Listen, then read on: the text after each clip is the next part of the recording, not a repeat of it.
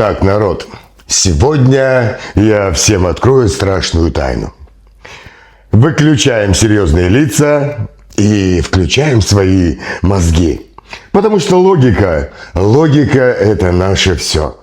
Ситуация в Ютубе, значит, такая. Все читают, смотрят, слушают и говорят пророчества апокалипсиса и какого-то там Калки, Махди, царя-спасителя, Мессию, Гессерхана, Матрею. В общем, аватара Бога. Все его ищут, как ключи от квартиры, где деньги лежат. Гадают на кофейной гуще, гадают на картах Таро. Где-то родился в какой-то там год с родимым пятном и третьим глазом во лбу. Но это все еще цветочки. Есть особая каста. Те ребята, кто в каждом зеркале видит этого самого грядущего царя и мнят себя им. Причем ребята все никак не могут расслабиться и находятся в постоянном напряжении, потому что это ведь очень серьезная тема, ведь на кону царский трон, богатство, слава и власть. И ребята бегают по всем социальным сетям и безостановочно пишут в постах, в чатах, в комментариях и кричат: «Я царь! Нет, это я царь! Я потомок Романовых! Вы ничего не понимаете!» И обливают друг другу грязью. Бьются за трон и звание великого царя. А мы сидим и смотрим на все на это, и ждем, когда же этот грядущий царь появится. Ждем его, как автобуса на остановке. А он почему-то все никак не едет. И знаете, что я вам скажу? Я знаю, почему все его ищут, но все никак не могут найти. Потому что будущее, мои дорогие ребята, будущее не расписание на остановке. И для тех, у кого есть мозги, это очевидно. Вот смотрите. Вы думаете, Нострадамус сидел и засовывал свои ноги в тазик с кипятком, смотрел в хрустальный шар и видел точную дату, имя и паспортные данные? Нет, ребята, он видел размытую картинку, как плохой прием в телевизоре. Квантовая запутанность – это не хухры-мухры. Будущее, оно как квантовая частица в суперпозиции, которая существует во всех возможных вариантах одновременно, в миллионах возможных реальностей, наложенных друг на друга. Будущее никак не определено, пока кто-то своим поступком не коллапсирует эту волновую функцию в одну конкретную историю. А пророки? Пророки, они были вовсе не какими-то там предсказателями. Они были разработчиками самой крутой в мире компьютерной игры, которые оставили нам вовсе никакие не предсказания, а геймдизайн документ патч-ноты версии Апокалипсис 2.0.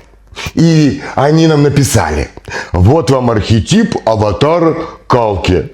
Вот его примерные характеристики: сила, знание, справедливость. А вот его условные координаты, где он может заспамиться. А дальше ищите того, кто достаточно бесшабашный, чтобы взять этот файл и сказать: так, я буду этим персонажем. И если вы сейчас это слушаете и киваете своей головой, мните себя царем, я вас всех поздравляю. Вы уже на 50% готовы. Потому что ни один здравомыслящий человек на такое никогда не подпишется. А вы это стопроцентный наш клиент. Запомните. Нормальные люди создают карьеру, семью, ипотеку, деньги в конце концов зарабатывают, а аватары создают новые эпохи. И выбор, к Кстати, о выборе. Выбор всегда за вами. Нет, серьезно. Лучше выбирайте ипотеку и семью. Там хоть график платежей и зарплаты понятный. Вы все ждете спасителя, а он не придет. Потому что он это вовсе не какой-то там человек. Это роль, архетип. Пустое место в сценарии, которое нужно заполнить. И не чем-то, а своими действиями. Это вакансия от Бога на позицию «проводник божественной воли». И резюме, кстати, принимается только в виде поступков. Итак, по многочисленным просьбам всех страждущих и страдающих, у нас сегодня практический семинар «Сборка аватара в домашних условиях. Инструкция не для слабонервных». Шаг первый. Жизнь на минном поле. Забудьте про свое счастливое детство с бабушкиными пирожками. Ваша стартовая точка – это ваш личный ад. Унижение, побои, одиночество, ощущение, что вы – это ошибка природы. И это вовсе не какая-то там детская травма, это бонус-пак. Бонус-пак для будущего Бога. Ваша задача выйти оттуда не сломленным психом, а сжатым как пружина и холодным, как лезвие бритвы. Внутри вас должна закипеть не нытье, а тихая и ледяная ярость на весь тот мир, который вас окружает. И это ваш первый, самый мощный источник силы и энергии. Берегите его, он вам пригодится. Если ваше детство было не таким, то не огорчайтесь. Как говорил в свое время Дон Хуан, встретив в своей жизни тирана для воина – это великая удача. И если тирана в вашей жизни нет, то воин бросает все и отправляется на его поиски. И если вам в детстве не повезло пройти краш-тест, то можно накосячить прямо сегодня или прямо сейчас и отправиться в тюрьму. Или на войну. На тренировку, так сказать. И поверьте, будет все то же самое. А теперь разбор полетов для тех, кто в танке. Первое, что вам нужно, это не борода и властный взгляд, а честный разбор своей собственной психики. Вы не один. Вас живет внутренний ребенок, тот самый, который обижен, напуган и хочет любви. Внутри вас есть воин-тень, который появился, чтобы этого ребенка защищать. Он зол, он агрессивен, он яростный, он жесток и считает, что в этой жизни прав тот, у кого кулаки больше. А следующий персонаж внутри вас – это умный эгоист, который все это анализирует и ищет. Ищет, как использовать это все в своих собственных интересах. Не забывайте, кстати, и о романтике, который все еще верит в сказки. Ну и еще там с десяток различных ролей. Ваша задача не подавлять их, а познакомить их друг с другом и назначить кого-то из них главным. Кто будет, так сказать, у руля? Пацан с обидой, который вечно ноет, или тот, кто видит всю эту картину окружающего вас мира и своих собственных масок целиком? Вам нужно стать режиссером своего внутреннего театра.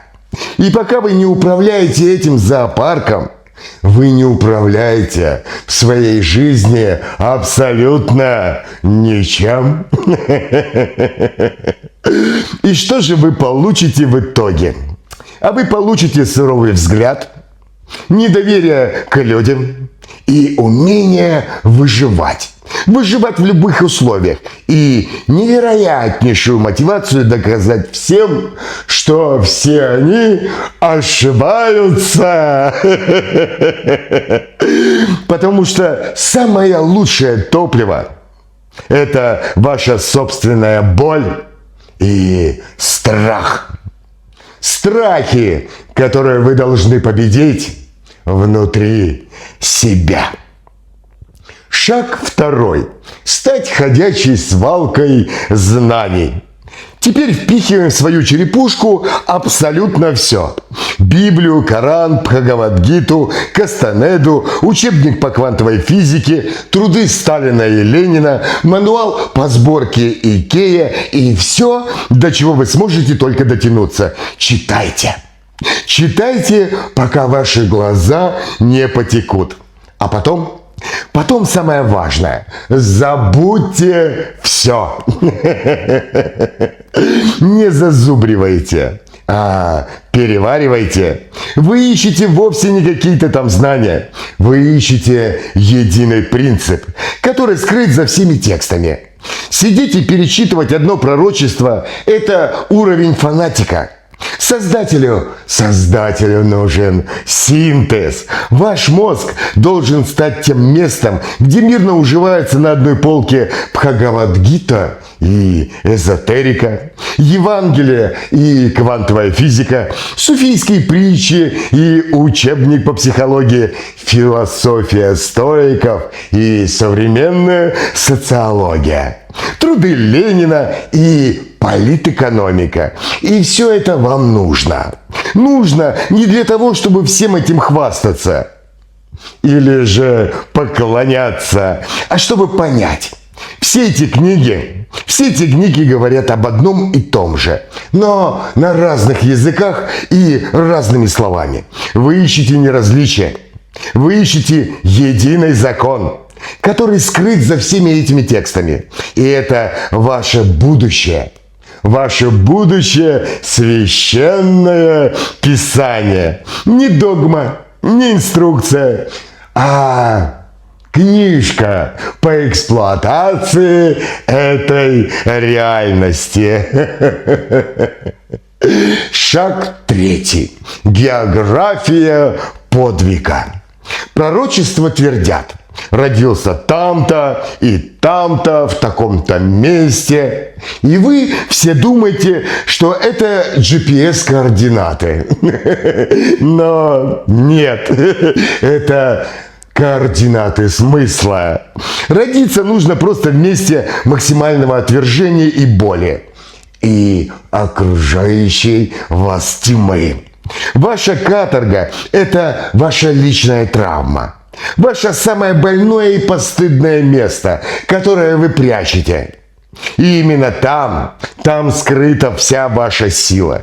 Не ищите место на карте, там, где он родился. Найдите свою собственную внутреннюю каторгу и примите ее. И вы родитесь в нужном месте, в нужной точке вселенского сценария. Ведь ваше место рождения – это вовсе не какой-то там город, а ваш самый главный жизненный урок. Шаг четвертый. Куй железо, пока горячо. Аватар. Аватар – это вовсе не диванный философ. Он – это воин, он – это кшатрий и брахман в одном лице. Но его оружие вовсе не меч, а железная воля. Он тренируется как мышца. Холодный душ, ранний подъем, доведение дел до конца вопреки собственной пассивности и лени. Энергия. Йога, цигун, пранаямы. И это все не для гибкости, а для управления своей внутренней батареей. Без энергии все знания, Все знания – это просто мертвый груз. Осознанность. Медитация. Медитация – это не то, чтобы ни о чем не думать, а это тихий штаб. Это как тихая комната, откуда вы наблюдаете за своими мыслями, эмоциями и всеми своими масками, не становясь их заложником. Физические навыки. Под физические навыки подойдет любой спорт. Любые боевые искусства. Айкидо, бокс, джиу-джитсу, самбо. И ваша цель это не драться, а обрести бесстрашие, контроль над своим собственным телом и понимание. Понимание, что конфликт это тоже энергия, которым, кстати, можно управлять. И итог, кстати, всех этих этапов: вы превращаете свое тело и свою собственную психику из хлипкой конструкции в боевую машину. Настоящего монстра, способная выдержать давление миссии Аватара. Вы должны превратить свое тело в швейцарский нож. В швейцарский нож для выживания. Как говорится, какой смысл в знании вещей, которые вы реально в этой жизни никак не используете? Вы должны провести в своей жизни как минимум несколько сотен драк и боев. 1 на 1 против толпы, а лучше несколько тысяч раз с кем-нибудь подраться. И не в своей голове, а по-настоящему. И это вовсе никакая не шутка. Это техническая спецификация. Вас нужно научить всему. И именно поэтому вам нужно овладеть искусством войны. Кстати, не забудьте прочитать труды Джуанцзы и Макиавелли. И вы должны научиться овладеть оружием, овладеть навыками тактической стрельбы и владеть ножом как профессионал. И нет ничего лучше, чем отрабатывать все эти навыки в условиях реальных боевых действий или спецопераций. Ну вы меня поняли, да? Откуда появляются настоящие войны? Вам не нужно становиться чемпионом UFC. Или чемпионом мира по каким-то боевым искусствам. Но все же это, кстати, приветствуется. Вам нужно знать боль. Вам нужно знать свою собственную боль, как свою собственную любимую женщину. Вам нужно чувствовать страх. Страх. До того момента, как он в вас появится. Вы должны освоить хотя бы одно боевое искусство. Ну, а лучше, конечно же, все сразу. И не просто как-то там-то, а до уровня мышечной памяти. Вы спросите меня, зачем? Чтобы понять одну простую вещь. Ваше тело – это вовсе не вы. А ваш самый послушный и хрупкий, и в то же время самый смертельно опасный инструмент для всех окружающих вас людей. И вы должны стать монстром. И уметь убивать голыми руками, а не только обладать навыками стрельбы практически из всех видов оружия. И вы при всем при этом должны выбрать. Выбрать никогда этого не делать. Вот и в этом весь парадокс. И вся суть истинной силы воина. И, кстати, брахмана в одном лице.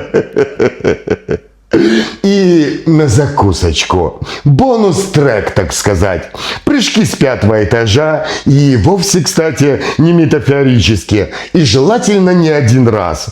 Практики смерти, гипоксия головного мозга, закапывание под землю, ну хотя бы на пару недель, голодовки, ходить вовсе не по углям, а залазить прям в костер своими руками и ногами, сжечь, так сказать, в огне свои ноги и руки и понять, какая в этом мире есть самая сильная боль. И вы должны переступить через все это.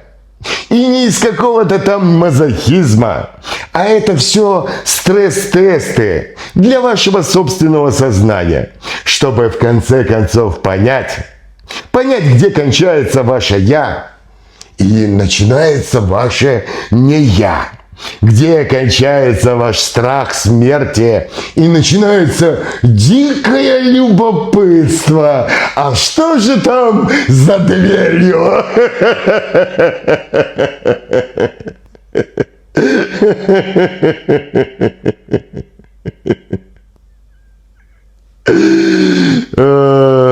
Что же вы приобретете в итоге? А в итоге вы приобретете одну простую вещь. В этом мире не останется абсолютно ничего, что будет способно вас напугать или причинить вам невыносимую боль. Потому что в вашей жизни больше не останется ничего, кроме смеха. И вы больше не человек. И даже не бесчувственный бультерьер. Вы это нечто, которое больше ничем не удивить. А любой ад, любая боль, любой страх, да и даже кипящие котлы со смолой в аду, для вас это просто очередная тренировка.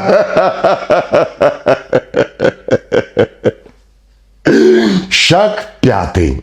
Квест под названием «Путь воина». Теория без практики, дорогие мои ребята, она мертва. И пора выходить в поле. Ваша жизнь это и есть ваш собственный полигон. Используйте сталкинг. Наблюдайте за собой в своих бытовых ситуациях и условиях, в очереди, в конфликте, в метро, маршрутке, на работе. Везде наблюдайте за собой. Кто из ваших масок сейчас действует? Кто говорит? Кто думает, кто что чувствует и что ощущает. И что, собственно говоря, с вами вообще происходит в каждое мгновение вашего времени. И можно ли при всем при этом переключиться с одной эмоции на другую? Применяйте принцип. Смерть всегда стоит за вашим левым плечом. И всегда у ней спрашиваете, а что же мне выбрать, если это мое последнее мгновение в этой жизни? В общем, практикуйте контролируемую глупость. Сделайте что-то маленькое, но при этом социально неудобное. Вежливо откажитесь от навязанной вам услуги. Спойте во весь голос где-нибудь в церкви, в каком-нибудь храме или прямо на улице, на площади. И при этом наблюдайте, в каком месте вам неудобно или страшно. И это вовсе никакая не аскеза, а это истинная тренировка. И вы будете учиться. Будете учиться быть гибким, бесстрашным, эффективным в самой гуще событий вашей собственной жизни. Что же вы должны сделать? Вы должны примерить все социальные маски, которые существуют в этом мире. И при этом умудриться не потерять свое собственное лицо. Социализация – это ваша главная задача, которую вы должны прожить на своей собственной шкуре. Маска нищего, настоящего нищего, а не по духовному выбору. И, конечно же, мой милый друг, я не оставлю тебя без подсказок. Что ты, в общем, должен сделать? Ты должен уехать в абсолютно любой город, незнакомый тебе, далеко от своего дома, от своих родственников. И, кстати, оставь телефон дома, без документов, без денег. И твоя задача – это не просто выжить. Твоя задача – приспособиться к внешней окружающей среде. Ты должен найти крышу над головой без помощи мамы, папы, друзей, родственников и родителей. Ты должен научиться применять все свои навыки и таланты, заработать денег, в конце концов, хотя бы на жизнь, на свое собственное пропитание. Но если не можешь ничего, тогда иди в церковь. Иди в церковь и стань монахом. Или иди к кришнаитам. Поверь, в каждом городе есть своя секта, и тебя обязательно примут. Потому что рабочие руки нужны везде.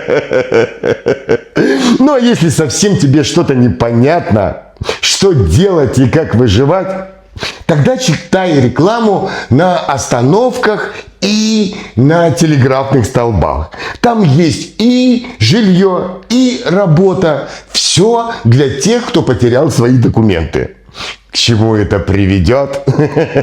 А это приведет к тому, что где бы ты ни оказался, мой дорогой друг, ты всегда выживешь в любых условиях. Следующая маска, которую тебе придется освоить, о мой будущий аватар, это маска управленца. Твоя задача, мой милый друг, это абсолютно без денег открыть какой-нибудь бизнес. И это может быть все, что угодно. Это может быть ИП, общественная организация. Тебе нужно будет где-то раздобыть денег, найти помещение, взять его в аренду или купить, в конце концов, и определиться с товаром и услугой, которой ты будешь торговать. Нанять персонал и поиграть в настоящего начальника для закрепления опыта, так сказать. И, кстати, рекомендую открывать разные фирмы в разных сферах жизнедеятельности человека. Как это сделать? Как это сделать, объяснять сегодня не буду, потому что это целая отдельная тема для разговора. Могу только сказать, что только после этого ты поймешь. Ты поймешь, как управлять людьми и ставить перед ними задачи, в то время как не все из них очень умные и хотят работать. В общем, мой дорогой будущий аватар, заработай себе денег на жизнь, чтоб ни в чем не нуждаться. Потому что все мы знаем, кстати, из пророчеств, что аватар Калки будет скакать на своем белом коне по всему миру. По городам, так сказать. При этом нигде надолго не задерживаясь. И как ты понимаешь, тебе на это 100% понадобится бабло.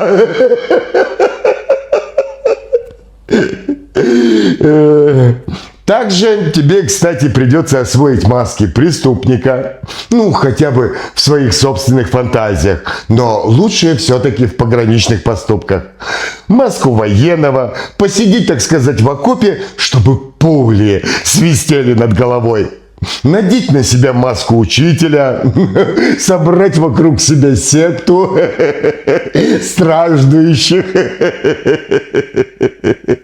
В общем, кого-то реально чему-то научить.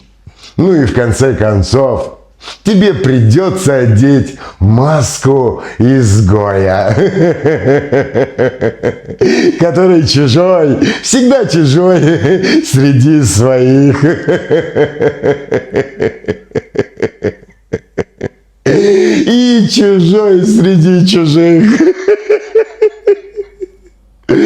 Твоим критерием успеха в каждой роли ты должен быть в состоянии внутреннего комфорта. И тебе должно быть тошно. Тошно одновременно от всех этих масок. Потому что ты внутренне всегда будешь чувствовать, что это не твое.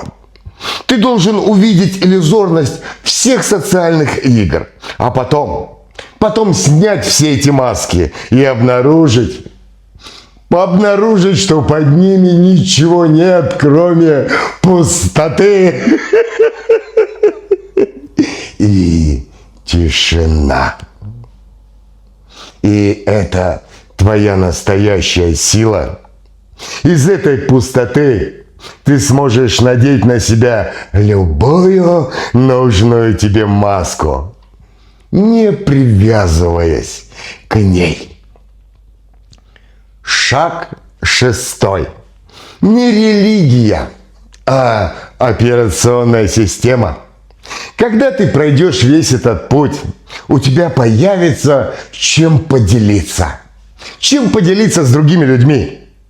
Но я прошу тебя, о мой любимый будущий грядущий царь, не создавай еще одну религию с догмами и с гуру. Гуру Сатчитананда. Создавай ОС, операционную систему для сознания, в которой будут четкие принципы, практики, планы, действия. И пусть эта религия будет не про то, во что нужно верить, а про то, что нужно делать, чтобы быть настоящим, порядочным человеком. Создай, так сказать, пошаговую инструкцию для других. И пусть в ней будет главный принцип, содержащий в себе инструмент для собственного уничтожения, чтобы фанаты не превратили его в новую тюрьму для своего собственного ума, а тебя не повесили в рамке на стену, словно икону. Шаг 7. Запуск ракеты. Запуск ракеты в небо. Архитектор, который ничего не строит, это просто фантазер. Это просто мечтатель. И тебе, мой милый друг, пора действовать. Но не с воплем «Я грядущий царь! Я мессия!» Начни с малого. Помоги тому, кто рядом. Не для похвалы, а потому что можешь это сделать. Создай что-то полезное и выложи это в доступ. В общий доступ. Статью, методику, видео, все что угодно. И самое главное, говори всегда правду, на которую другие закрывают глаза. Но не делай это с обвинениями, а делай это с ясностью хирурга. Вскрывай, так сказать, их опухоли. Потому что действие – это и есть настоящая молитва каждого воина. где каждый поступок соответствует твоему внутреннему закону, которая, кстати, и притягивает к себе энергию архетипа, как магнит. И вот мы, наконец, подошли к самому главному в нашей инструкции, как в домашних условиях собрать из себя аватара. Шаг 8. Пасьянс Медичи или активация кода. Вот он, финальный уровень. Ты изучил теорию, все пророчества, все предсказания, прокачал своего собственного персонажа, себя, создал гильдию, свое собственное учение, и теперь пора осуществить магию намерения. По легенде, был такой мистик Джон Ди и Эдвард Келли. С помощью пасьянса Медичи, системой символов и чисел, они вызывали ангелов, чтобы те рассказали им, как изменить этот мир. И твой пасьянс – это твои собственные шаги. Шаги по жизни, которые ты собираешь в единую систему своего собственного намерения, делая из себя сосуд для кого хочешь. Хочешь? Для архангела Михаила. И теперь ты берешь себе имя, архетип. Ну, например, аватар Калки, восстановитель порядка. Ты берешь себе место, как символ, место своей собственной каторги, преображенную в твою внутреннюю силу. Ты берешь мессию, свое собственное учение, которое где-то там у тебя уже записано, как твой личный закон, закон Бога. И собираешь все это воедино. Не в мыслях, а в едином акте безжалостного, бесстрашного действия, которое соответствует всем пунктам всех пророчеств, всех религий этого мира. И в этот момент, именно в этот момент произойдет коллапс волновой функции. Суперпозиция кто-то, когда-то, может быть, исчезнет. И останется только один четко обозначенный вариант. Ты здесь? Прямо сейчас. Ты не узнаешь, что ты – это аватар. Ты просто совершаешь поступок, который может совершить не кто-то, а только он. И реальность, захлебнувшись от такой наглости, вынуждена будет признать. Да, окей. Агент 007.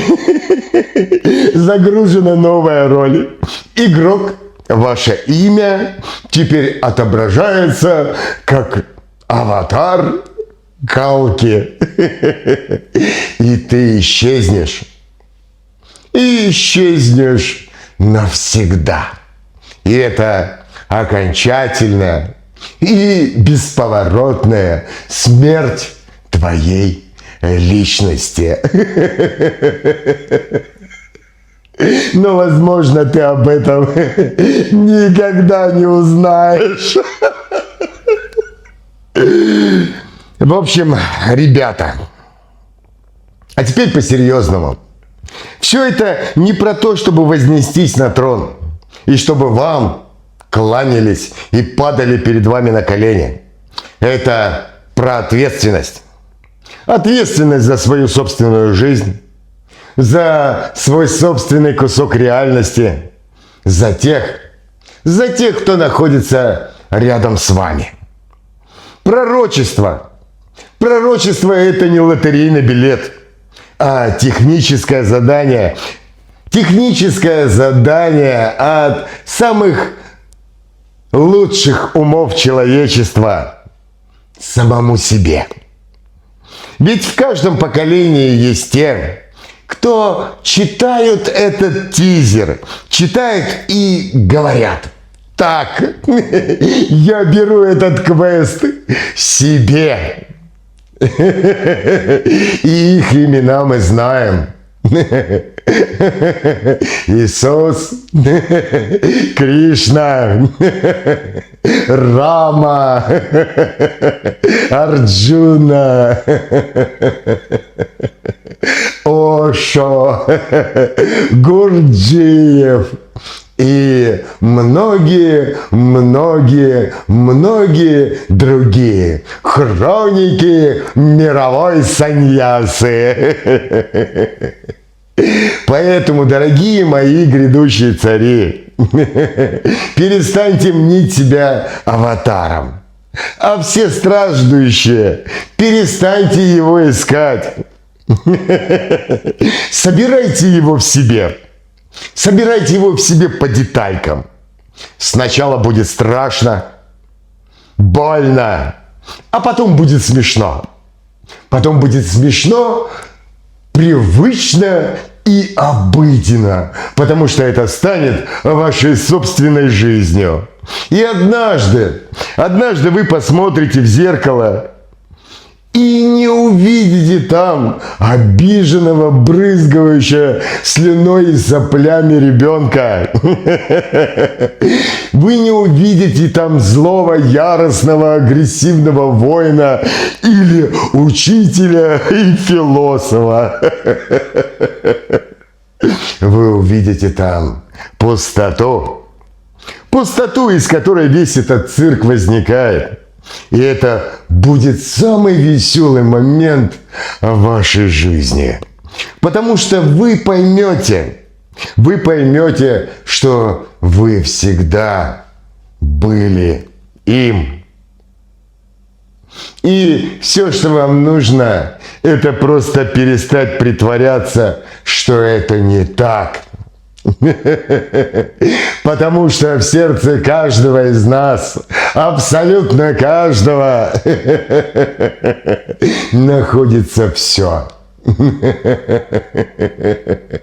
И все это Бог.